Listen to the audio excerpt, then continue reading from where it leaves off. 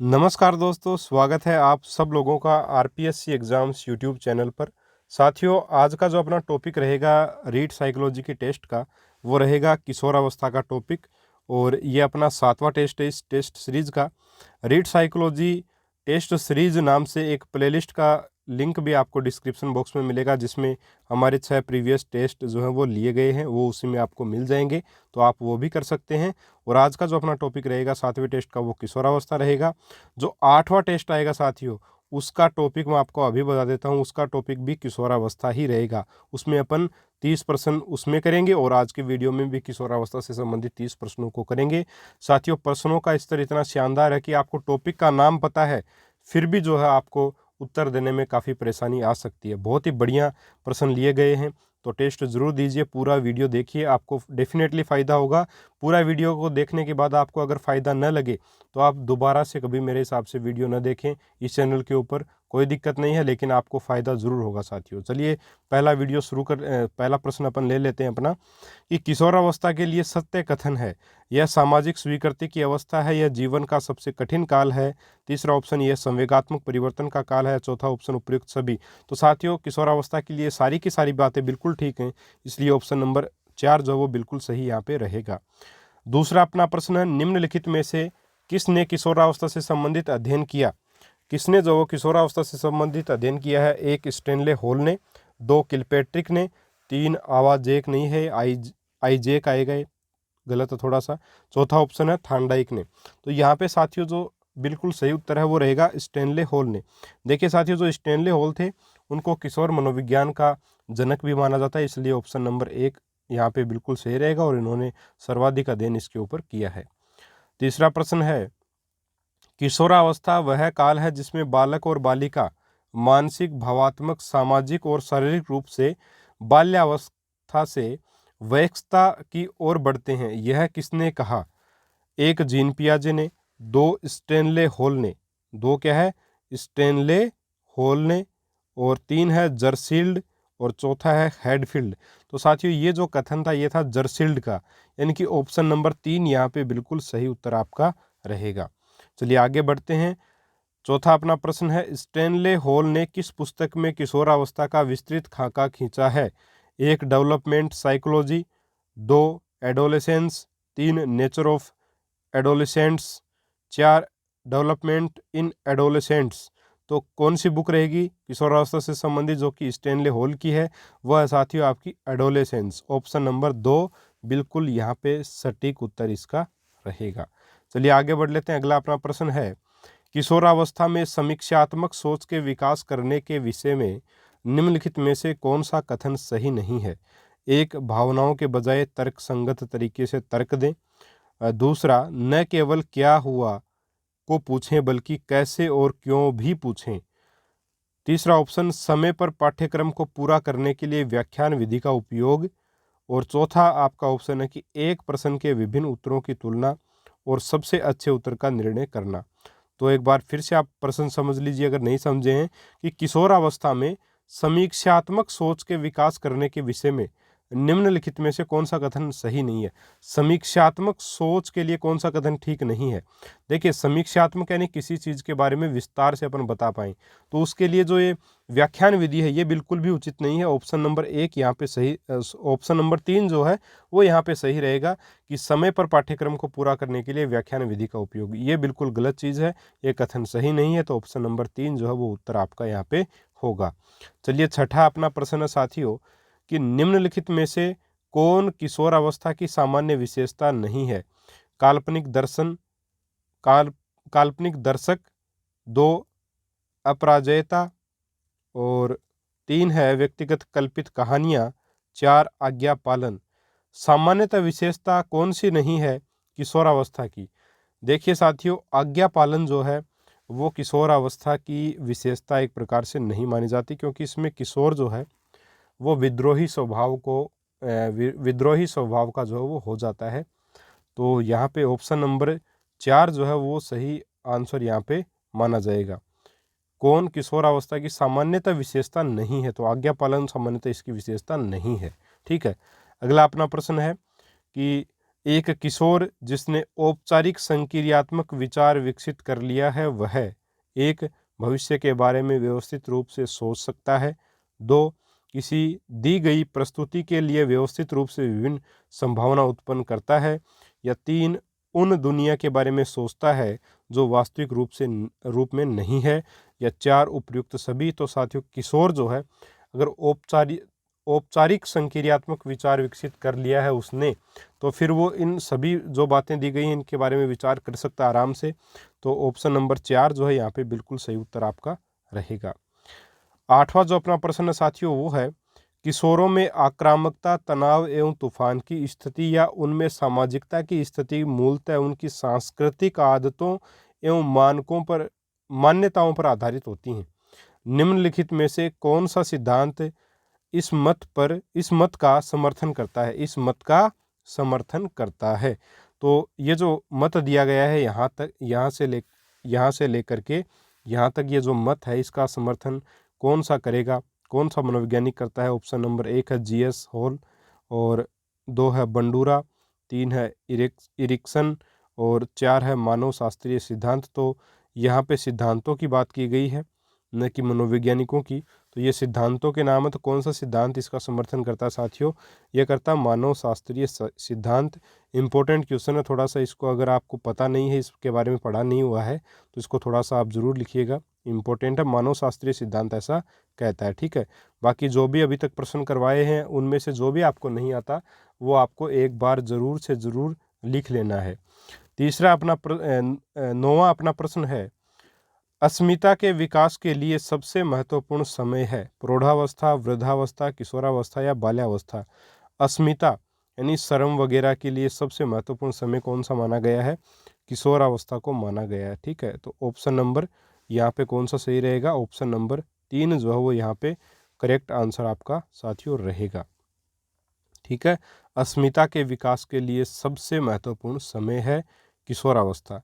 Next आपका, वर्तमान में सामाजिक एवं संवेगी अधिगम के तहत किसानों से संबंधित कौन से कार्यक्रम आयोजित किए जाते हैं? ये किसानों से संबंधित नहीं आएगा, किशोरों से संबंधित आएगा।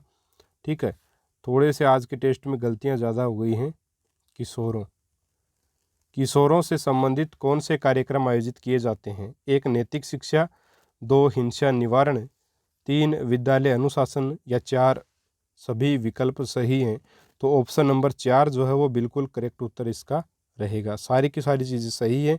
किशोर के लिए ये कार्यक्रम सामाजिक और संवेगिक अधिगम के लिए अपन आयोजित कर सकते हैं, नैतिक शिक्षा भी दे सकते हैं, हिंसा निवारण के बारे में भी बता सकते हैं, और विद्यालय अनुशासन के बारे में भी उनको बता सकते हैं। तो सारे के सारे विकल्प जो हैं वो बिल्कुल यहाँ पे ठीक हैं।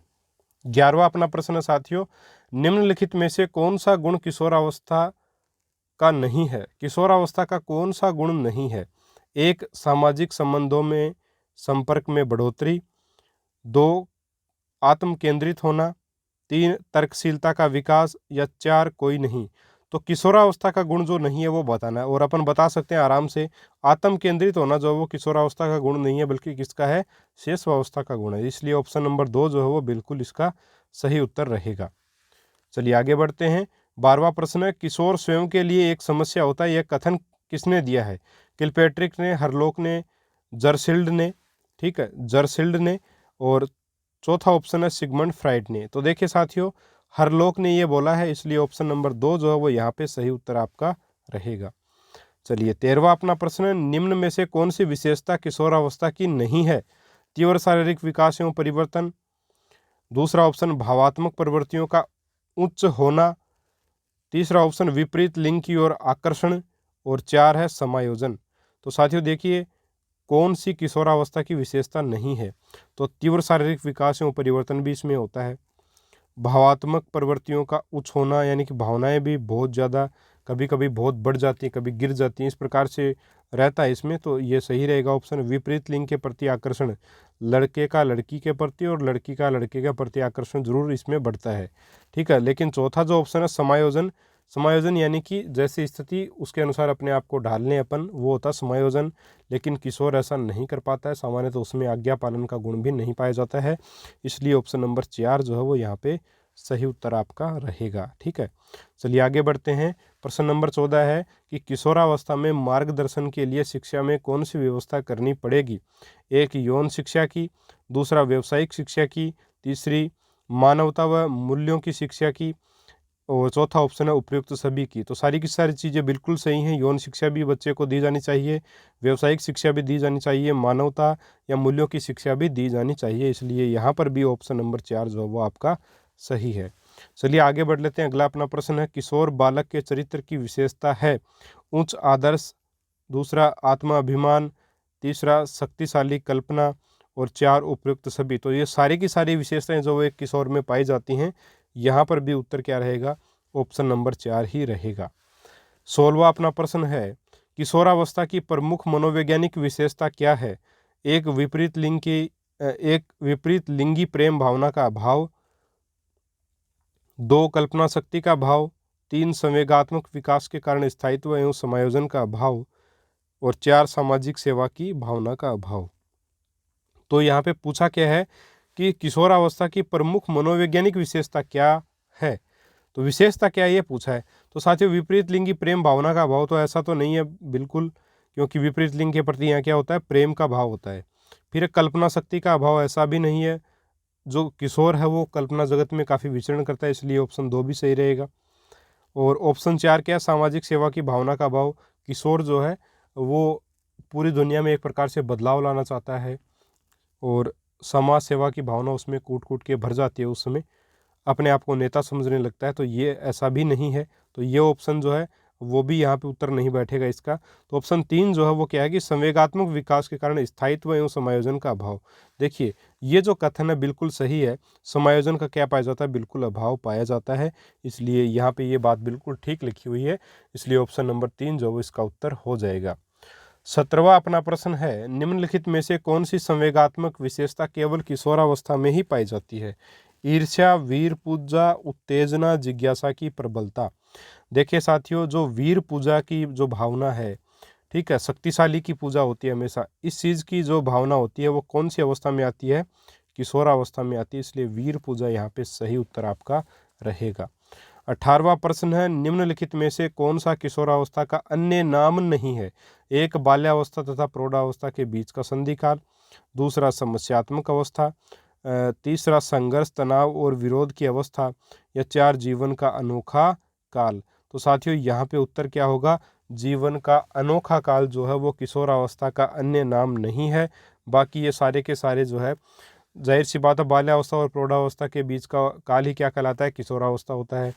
समस्याओं की उम्र भी ये होती है, तो किशोरावस्था समस्याओं का काल भी बोल सकते हैं। संघर्ष, तनाव और विरोध की अवस्था भी इसको बोला जाता है।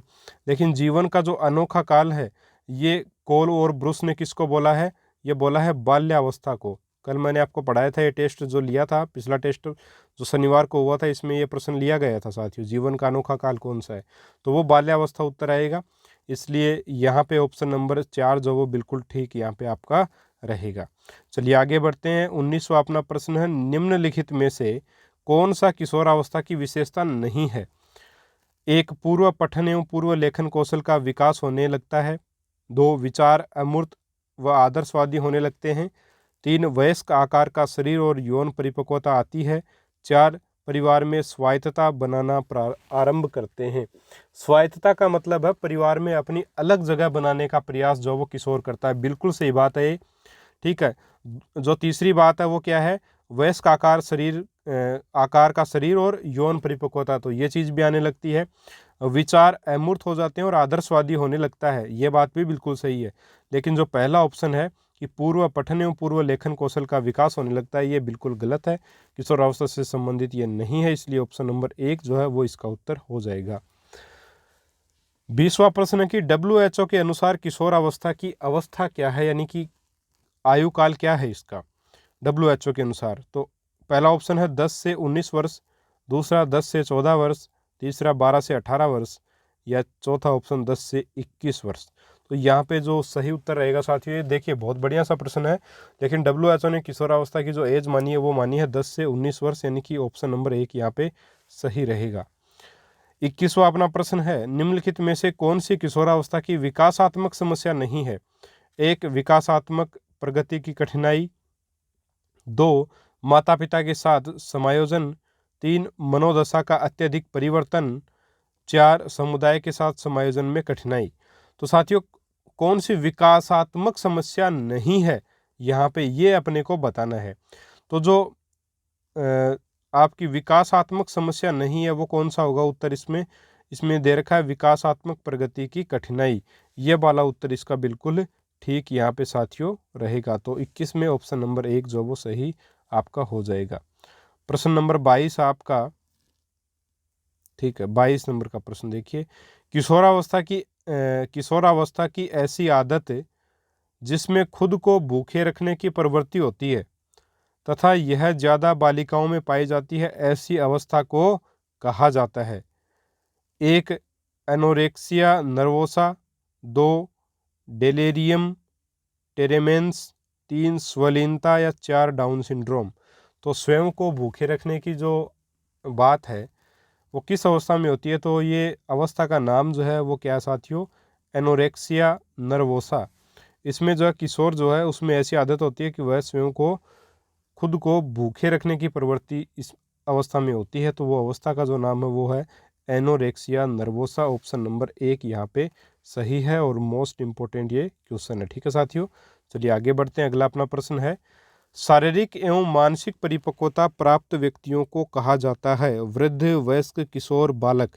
तो बड़ा सीधा सा प्रश्न है, शारीरिक और मानसिक परिपक्वता प्राप्त व्यक्तियों को क्या कहते हैं अपन, एक प्रकार से यहाँ पे देखिए वृद्ध जो है, वयस्क जो है और किशोर जो है, उसमें आपको लगेगा कि वयस्क यहाँ पे उत्तर होना चाहिए क्योंकि वो भी शारीरिक और मानसिक परिपक्व तो हो ही जाता है।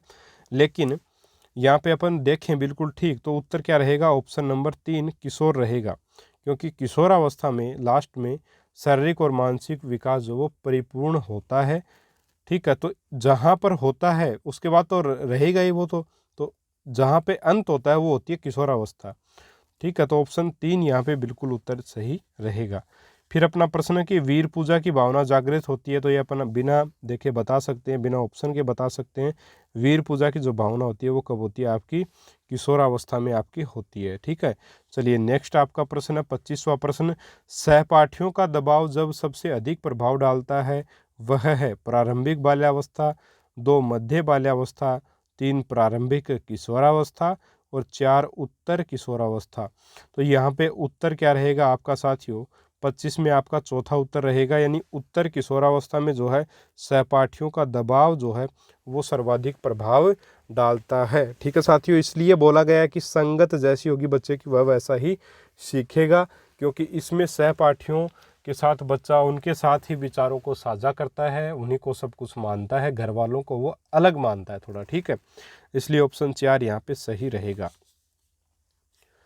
26वां अपना प्रश्न है कि एक शिक्षक के लिए बच्चों को उनकी शुरुआती किशोरावस्था में शैक्षिक प्रदर्शन में सुधार करने और विद्यालय में रुचि विकसित करने के लिए प्रेरित करने का सबसे अच्छा तरीका क्या हो सकता है। 1 सहपाठी का दबाव और प्रतिस्पर्धा को बढ़ाकर। 2 अधिगम असहायता के माध्यम से परीक्षणों, अंकों और असफलता के डर को कम करके। 3 अधिगम कार्यों पर एकाग्रता विकसित करके और उनकी बौद्धिक क्षमताओं में आत्मविश्वास बढ़ाकर आंतरिक प्रेरणा में सुधार कर। और चौथा ऑप्शन है पुरस्कार और प्रोत्साहन देकर। तो यहाँ पे जो सही उत्तर रहेगा साथियों वो क्या रहेगा, देखिए विद्यालय में रुचि विकसित करने के लिए, प्रेरित करने के लिए सबसे अच्छा तरीका क्या है, तो ऑप्शन नंबर 3 देखिए आप पढ़ के एक बार, कि अधिगम कार्यों पर एकाग्रता विकसित करके और उनकी बौद्धिक क्षमताओं में आत्मविश्वास बढ़ाकर आंतरिक प्रेरणा में उनके सुधार करना, ताकि वो आंतरिक रूप से खुद ही प्रेरित हो और विद्यालय में जो है अच्छा प्रदर्शन करे और विद्यालय में आए भी। ठीक है, तो ये विद्यालय में रुचि उसकी उत्पन्न हो जाएगी इससे। तो ऑप्शन 3 जो वो यहाँ पे सही माना जाएगा। 27वां प्रश्न कि खाने के विकारों को निर्धारित करने के लिए क्या प्रयोग किया जाता है, भार सूचकांक, शरीर द्रव्यमान सूचकांक। तीसरा ऑप्शन है आपका भार द्रव्यमान सूचकांक या चौथा ऑप्शन शरीर ऊंचाई सूचकांक। तो देखिए साथियों, खाने के विकारों को निर्धारित करने के लिए क्या प्रयोग किया जाता है, ये प्रयोग किया जाता है शरीर द्रव्यमान सूचकांक, इसलिए ऑप्शन नंबर 2 जो है वो सही उत्तर इसका रहेगा। अगला अपना प्रश्न है 28वां, किशोरावस्था में किशोर किशोरी